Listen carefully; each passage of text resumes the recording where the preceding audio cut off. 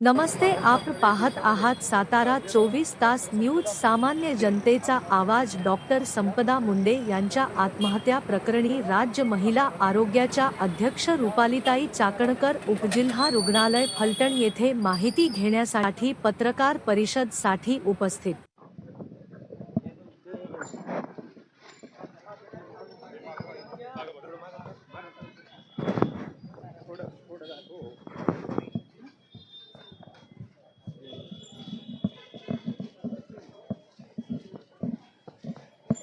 चला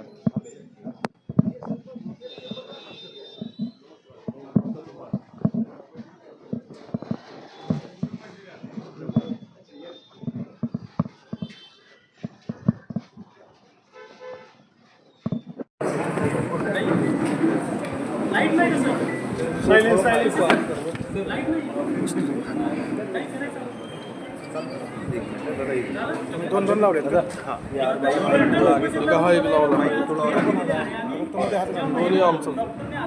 त्याबाबतची सगळी माहिती तुम्ही तपासी अधिकाऱ्यांकडून काय माहिती नेमकी मिळाली? सायलेन्स त्यामध्ये प्रशासकीय विभाग असेल, पोलीस विभाग असेल, त्याचबरोबर IC कमिटी असतील, या सर्वांची मी चर्चा केली. जवळपास 1 तासभराच्या चर्चेमध्ये अनेक गोष्टी समोर आल्या. यामध्ये IC कमिटीकडे खरं तर मी 5-6 दिवसापूर्वी सातारा दौऱ्यावर येऊन गेले होते. सांगली सातारा दौरा करत असताना जनसुनावणीच्या माध्यमातून प्रशासकीय अधिकाऱ्यांच्या बैठका देखील घेतल्या होत्या. संपूर्ण राज्यभरामध्ये राज्य महिला आयोगाच्या माध्यमातून जनसुनावणीच्या निमित्तानं ज्यावेळेस व्हिजिट करते त्यावेळेस खऱ्या अर्थानं प्राधान्यक्रमाने आम्ही IC कमिटी आहेत काही चेक करतो. शासकीय, निमशासकीय, खाजगी आस्थापनामधल्या IC कमिटी ह्या फक्त असून चालणार नाही तर त्या ॲक्टिव्ह असल्या पाहिजेत. राज्य महिला आयोगाने ऑगस्ट महिन्यामध्ये महाराष्ट्र शासनाला शिफारस केली होती आणि 2013च्या पॉश ॲक्टमध्ये सुधारणा करत 4 वेळा त्याच्यामध्ये दुरुस्ती केली आणि 22 ऑगस्ट 2025ला सुधारित असा GR शासनाने प्रसिद्ध केला. त्याच्याबद्दल मी शासनाचे आभार व्यक्त करत आणि याच्यामध्ये प्रामुख्याने जो भर दिलेला आहे तो IC कमिटीवर दिलेला आहे. कामाच्या ठिकाणी होणाऱ्या लैंगिक अत्याचार रोखण्यासाठी, महिलांना सुरक्षितता मिळण्यासाठी पॉश ॲक्टला अतिशय चांगल्या पद्धतीचे अधिकार दिले. यामध्ये जिल्हाधिकाऱ्यांना सुद्धा दंडात्मक कारवाई करण्याचे अधिकार दिले आणि म्हणून महाराष्ट्रातल्या 31% महिला हे आता कामाच्या ठिकाणी असताना त्यांना सुरक्षितता मिळावी यासाठी प्राधान्यक्रमाने आम्ही काम करतोय. आणि हा नुकताच आलेला GR हा IC ऑडिटच्या संदर्भात आहे आणि त्या अनुषंगाने मी गेली 5-6 दिवसापूर्वी सातारा जिल्ह्यामध्ये जनसुनावणीच्या माध्यमातून येऊन गेले. या सर्व अधिकाऱ्यांच्या मी बैठका सुद्धा घेतल्या होत्या आणि त्या बैठकीमध्ये मी विचारलं होतं की IC कमिटी ही आरोग्य विभागाची आहे का? तर IC कमिटी कार्यरत आहे, पण संबंधित डॉक्टरांनी कोणतीही तक्रार ही IC कमिटीकडे आस्थागायत केलेली नव्हती. एक मिनिट. तर या IC कमिटीकडे तक्रार नव्हती. त्यांची जी तक्रार आहे पोलिसांची डॉक्टरांच्या विरोधात, डॉक्टरांची पोलिसांच्या विरोधात, याच्यामध्ये चौकशी समिती नेमली गेली होती आणि चौकशी समितीच्या अनुषंगाने ती केस निकालात काढली होती. 23/8/2025ला एकमेकांच्या विरोधातल्या तक्रारी या चौकशी समितीच्या माध्यमातून निकालात काढल्या होत्या आणि खऱ्या अर्थानं त्यांची जी तक्रार होती, आता इतकी सविस्तर काही गोष्टी सांगता येण्यासारख्या नाहीत, पण एकमेकांबद्दलच्या ज्या तक्रारी होत्या यामध्ये पोलिसांची जीव होती की फिट अनफिट त्याच्या संदर्भातला जो रिपोर्ट द्यायचा आहे त्याला दिरंगाई करणं किंवा उशिरा आलेल्या पेशंटला चेक करणं याच्या संदर्भातली पोलिसांची तक्रार होती. आणि यामध्ये डॉक्टरांची सुद्धा अशी तक्रार होती की मला अशा पद्धतीने फिट किंवा अनफिट, काही वेळा रात्रीच्या वेळेस आरोपी आणले जातात आणि त्याच्यामुळे त्या कामाच्या वेळेतच आरोपी तपासासाठी आणले गेले पाहिजेत, अशा पद्धतीने एकमेकांच्या विरोधातल्या तक्रारी होत्या.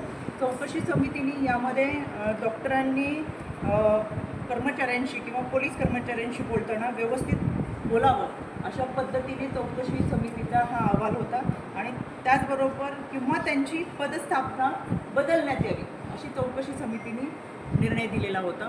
यामध्ये 3 वेळा त्यांची बदली होत असताना सुद्धा त्यांनी फलटणच उपजिल्हा रुग्णालय पाहिजे हा त्यांचा आग्रह होता आणि त्याच्यामुळे त्यांच्यासाठी स्पेशल ऑर्डर काढून पुन्हा एकदा त्यांना या ठिकाणी काम करण्याची संधी दिलेली होती. या प्रकरणामध्ये यामध्ये पोलिसांनी CDR काढलेले आहेत. या CDRच्या अनुषंगाने यामध्ये ज्यांची नावं सुसाईड नोटमध्ये दिली त्याच्यामध्ये गोपाळ बदने असेल, प्रशांत बनकर असेल. जानेवारी ते मार्च महिन्यापर्यंत गोपाळ बदने यांच्याबरोबर कम्युनिकेशन आहे. त्याच्यानंतर संबंधितांचं त्यांच्याबरोबर कोणतंही कम्युनिकेशन नाही. त्यानंतर प्रशांत बनकर यांच्याबरोबर कम्युनिकेशन आहे. ज्या दिवशी घटना घडली त्याच दिवशी लक्ष्मीपूजनचा दिवस होता आणि त्या अनुषंगाने प्रशांत बनकर यांच्या घरी डॉक्टर ह्या दिवाळी साजरी करण्यासाठी लक्ष्मीपूजन करण्यासाठी होत्या. फोटो काढण्यावरून फोटो नीट आले नाही यावरून त्या दोघांमध्ये वाद झाले आणि त्या वादाचं रूपांतर फार मोठ्या प्रमाणामध्ये भांडण आणि त्याच्यामुळे त्यांनी त्या घरातून निघून तिथल्या एका मंदिराच्या ठिकाणी गेलं. त्यांचे वडील प्रशांत बनकर यांचे त्यांना समजून सांगण्यासाठी की चळणी संध्याकाळच्या वेळेस तिथे थांबू नका असं करून त्यांना परत एकदा घरी आणलं. पण त्याच्यानंतर त्या लॉजवरती राहायला गेल्या आणि त्यांच्यामधलं ते कम्युनिकेशन आहे ते रात्रभर त्यांनी प्रशांत बनकरला मेसेज केलेले आहे. प्रशांत बनकर याचा मोबाईल बंद होता आणि त्या अनुषंगाने हा वाद झालेला आहे आणि मी आत्महत्या करेन अशा स्वरूपाचं सुद्धा त्यांनी प्रशांत बनकरला फोटो पाठवून वगैरे रिप्लाय केलेला. त्यावेळेस प्रशांत बनकर की यापूर्वी आपण खूप वेळा धमकी देण्याचा प्रयत्न मॅडम केलेला आहे अशा पद्धतीचं त्या दोघांमधला डायलॉग आहे. खरं तर आता ह्या CDRच्या अनुषंगाने बऱ्याचशा गोष्टी समोर येतच आहेत. यामध्ये फॉरेन्सिक लॅबचा सुद्धा अहवाल पोलिसांना आणि त्याचबरोबर आमच्या वैद्यकीय विभागाला देखील सूचना दिलेली की PM रिपोर्ट काही करून आजच मिळवावा. आज किंवा उद्यापर्यंत PM रिपोर्ट आला तर अनेक गोष्टी आपल्यासमोर अजून येतील. पण प्रायमरी PM रिपोर्टमध्ये हा सुसाईड केल्याचा प्रयत्न आहे असा अनुषंगाने रिपोर्ट आलेला आहे. त्याचबरोबर याच्यामध्ये जानेवारी ते मार्च महिन्यापर्यंत गोपाळ बदने असेल आणि डॉक्टर यांच्यामध्ये कम्युनिकेशन किंवा त्यांनी ज्या पद्धतीने सुसाईड नोटमध्ये दिले की 4 वेळा बलात्कार करण्याचा प्रयत्न केला तर त्यामध्ये लोकेशन त्यांचं एकत्रित कुठं आहे का त्या लोकेशन डिटेक्ट केलं जाईल. CDRमधूनही आणि फॉरेन्सिक लॅबच्या अहवालामधून हे लोकेशन सापडल्यानंतर त्याचबरोबर बदनेकडूनसुद्धा पोलीस त्या पद्धतीची माहिती घेतात. ते आता 5 दिवसाची PC आहेत. त्या अंतर्गत अशा पद्धतीची काही घटना घडलेली आहे याचाही तपास हे आपल्या पुढच्या जी सगळी प्रोसेस होईल तपासाची कारण की याच्यामध्ये PM रिपोर्ट आहे, फॉरेन्सिक लॅबचा अहवाल आहे, CDR ह्या तिघांचेच काढलेले आहेत. अजून कोणाचं त्याच्यामध्ये कॉल निघतात का हे पाहणं पण महत्त्वाचं आहे. ते सुद्धा बाकीच्या CDR रिपोर्टमध्ये आपल्याकडे येईल. त्याच्यामुळे या अनुषंगाने पोलीस तपास करत आहेत. पहिली तक्रार नेमकी कोणाची होती? यामध्ये महिलेची पहिली तक्रार असल्याचं कळतंय. पोलिसांची दुसरी तक्रार होती असं सांगितलं. नेमकं पहिली तक्रार कोणाची होती? याच्यामध्ये डॉक्टरांची पहिली तक्रार आहे. पण जनरल डायग्नोस करत असताना मे महिन्यामध्ये खाली बसून रेकॉर्ड जे आहे ते पोलिसांनी नोंद केलेले आहे. त्याच्यामुळं जनरल डायरी ही मे महिन्यातली आहे. त्याच्यानंतर डॉक्टरांची तक्रार ही जूनमधली आहे आणि जुलैमधली ही पोलिसांची. 4 महिन्यापूर्वी त्यांनी अर्ज दिला होता आणि त्याच्यावर काय कारवाई झाली हे माहितीच्या अधिकाऱ्यांनाही त्यांनी माहिती मागितली होती. मात्र त्यांना काही मिळालं नाही असं त्यांचं म्हणणं होतं. 4 महिन्यापूर्वी जी तक्रार त्याच्या संदर्भातच मी आता बोलते. एकमेकांच्या विरोधात त्यांची तक्रार होती त्याच्यासाठी चौकशी खाली बसून खाली नाही मध्ये घेऊन मी त्यांच्या पोलीस अधिकाऱ्यांशी बोलताना त्यांनी व्यवस्थित बोलावं किंवा त्यांची पद्धत बदलण्यात यावी अशा स्वरूपाचा चौकशी समितीचा हा त्याच्यानंतर केस निकालात काढली होती. ताई जो आरोपी आहे तो फलटण पोलीस दलातलाच आहे आणि याचा तपास देखील फलटण पोलीसच करत आहेत. निष्पक्षपातीपणाने हा तपास होईल असं वाटतं का? वेगळं काही यंत्र करून याचा तपास व्हावा यासाठी पाठपुरावा करतात. जरी त्यांनी पोलीस म्हणून काम केलं असलं तरी ते आरोपी म्हणूनच आता पोलीस तपास करतात. मला ओढून देतं का आपण पाहत आहे 2 दिवसामध्ये 2 आरोपींना अटक केलेली आहे. याच्यामध्ये CDR असेल आणि त्याचबरोबर फॉरेन्सिक लॅबचा अहवाल असेल या अनुषंगाने ही कारवाई होईल.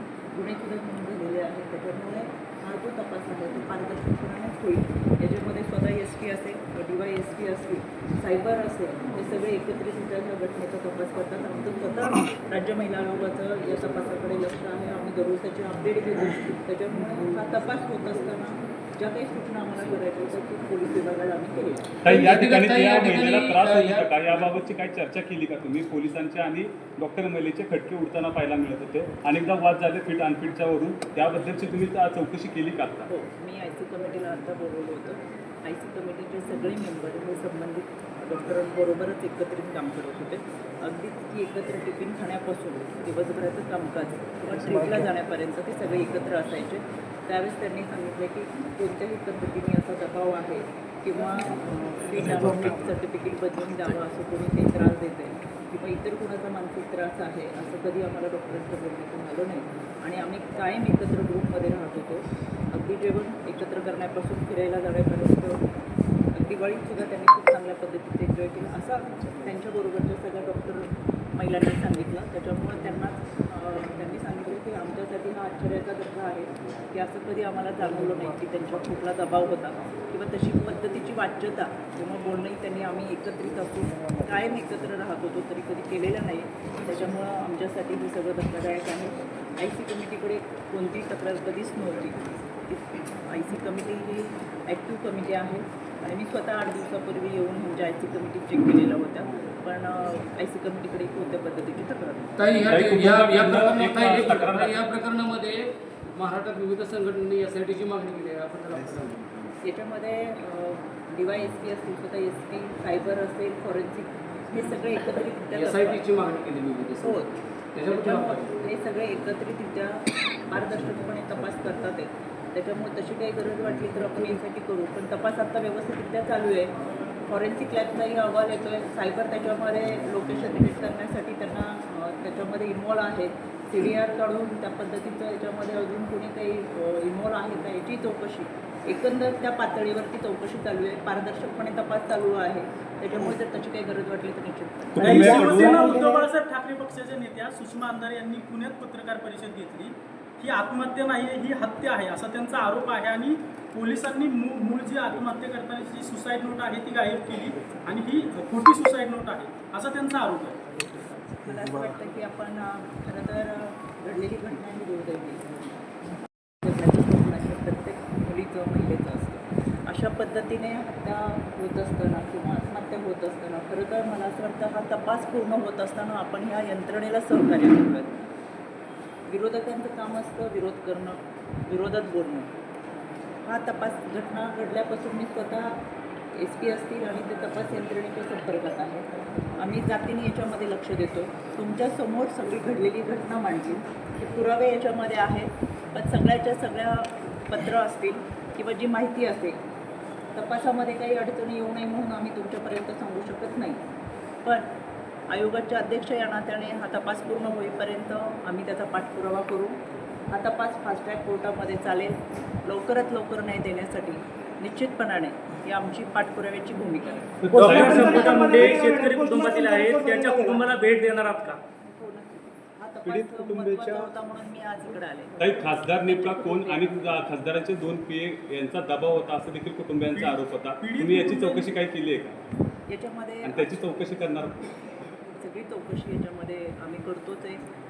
1 तासाच्या चर्चेमध्ये सुद्धा प्रत्येकाशी मी संवाद साधलेली चर्चा केलेली आहे. जे काही प्रश्न मला वाटतात मनामध्ये त्या सगळ्या प्रश्नांचं निरसन होईपर्यंत आणि त्याची उत्तरं मिळेपर्यंत या सगळ्यांची मी सगळ्या विभागाशी चर्चा केलेली आहे. त्याच्यामुळे यामध्ये खासदार असेल किंवा त्यांचे PA याचा त्यांच्या संदर्भातली कुठलीही माहिती आत्ताच्या या तपासापर्यंत तरी नाही.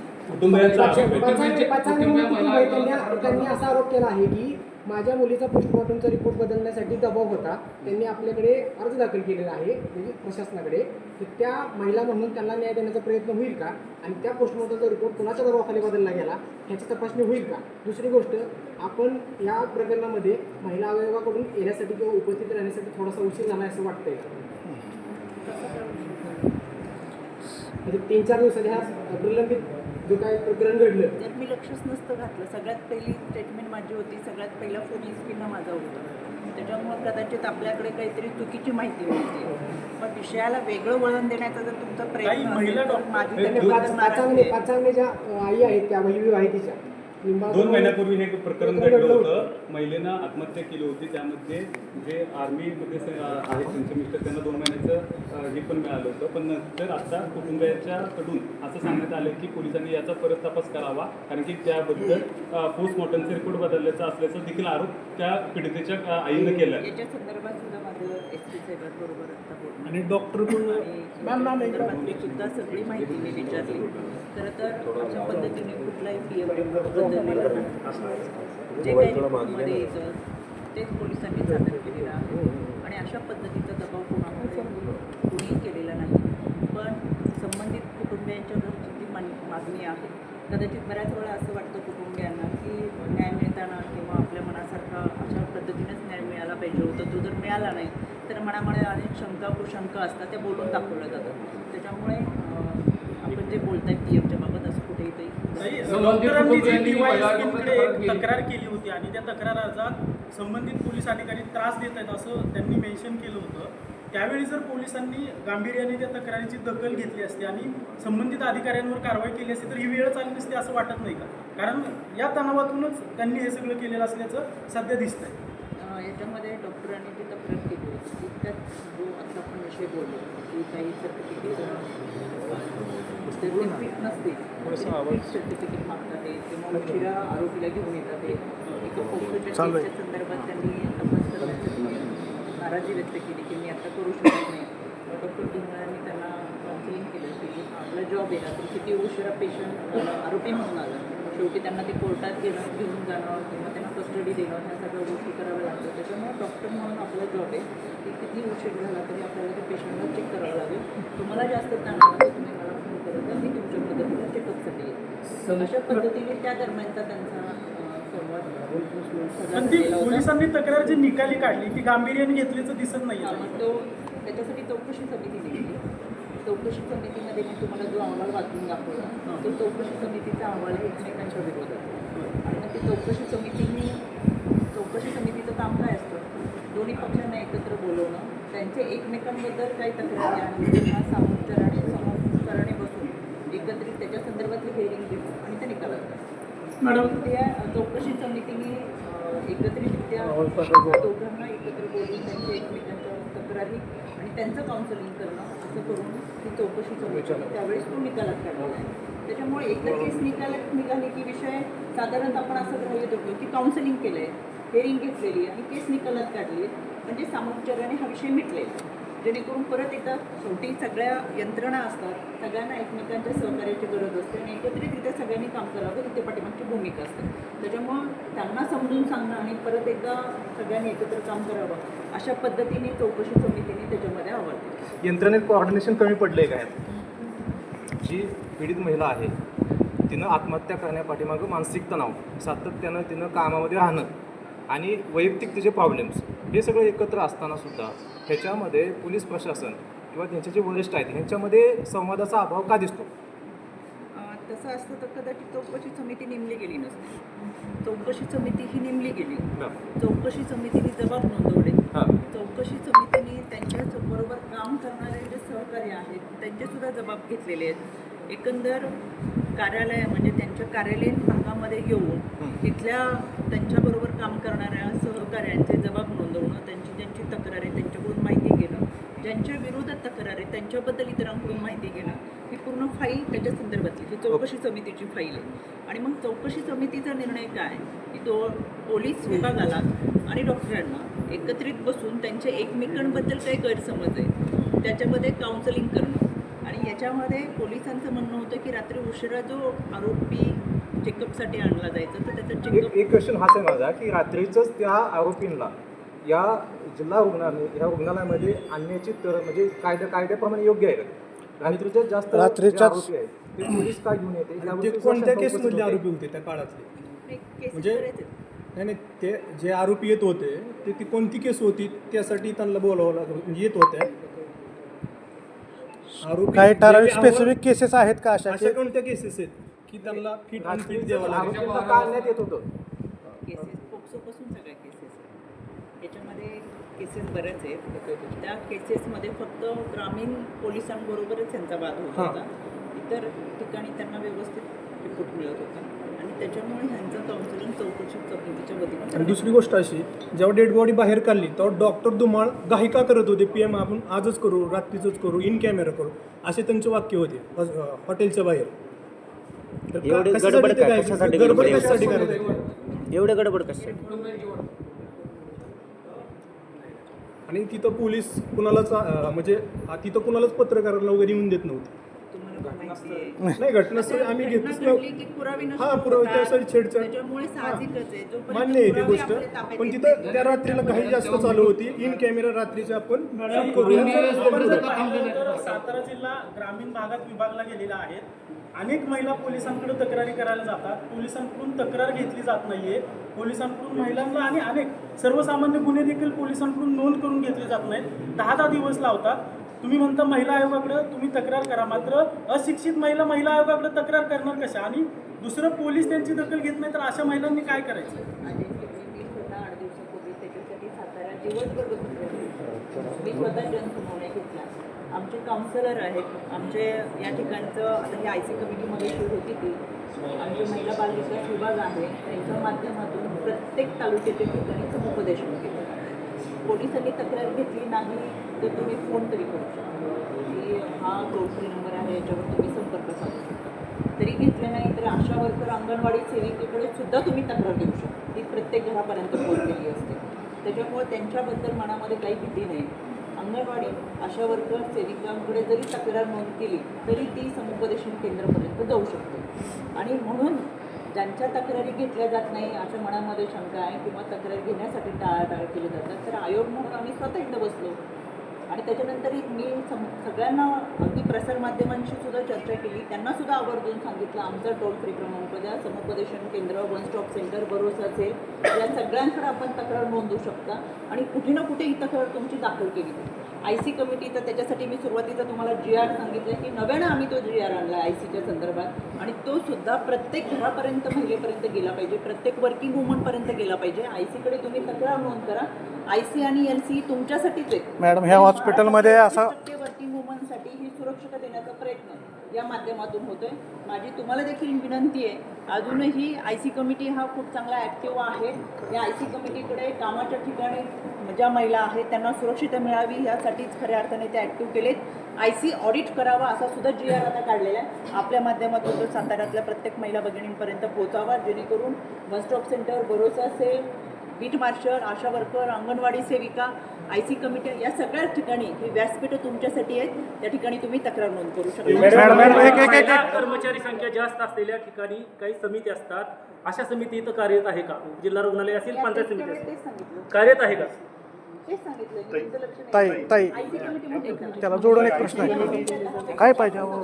कॅमेरे चालू आहेत पुढे, तुम्ही असं करू नका. हॅलो थांबा ना हॅलो, जोडून प्रश्न चालू. 2 मिनिटं थांबा. पत्रकार परिषद होऊ द्या ना.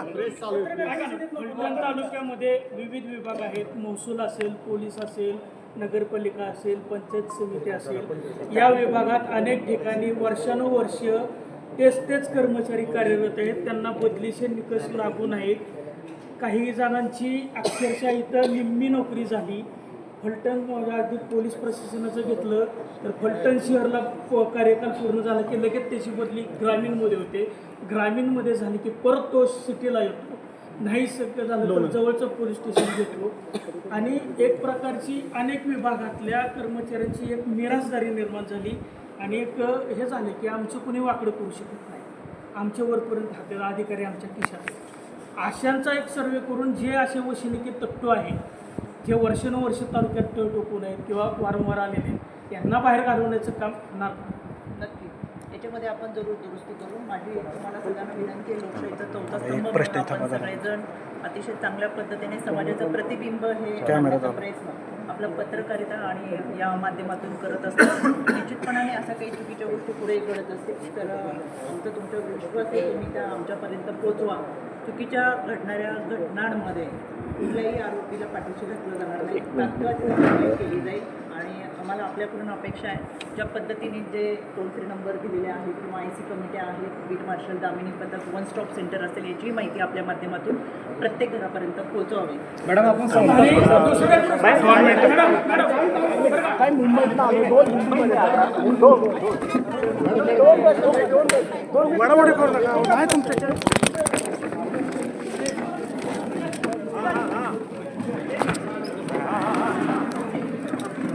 ही वडा स्टँड घ्या